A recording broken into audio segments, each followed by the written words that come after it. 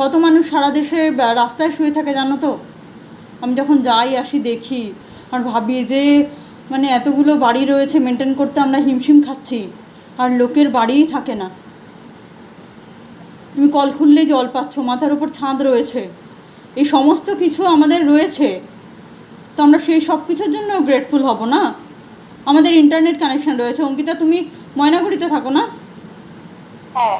তাহলে আমি কলকাতায় থাকি, আমাদের ইন্টারনেট রয়েছে, ট্যাব রয়েছে, ল্যাপটপ রয়েছে, ক্যামেরা রয়েছে, এত কিছু রয়েছে জন্য শিউলি থাকে হচ্ছে মুম্বাইতে, জয়শ্রী থাকে নর্থ বেঙ্গলে, জ্যোতিরূপা থাকে আসামে, আমরা এক একজন, পৃথা থাকে গোয়াতে, মানে সারা ভারতবর্ষ এক জায়গায় হয়ে আমরা ক্লাস করছি।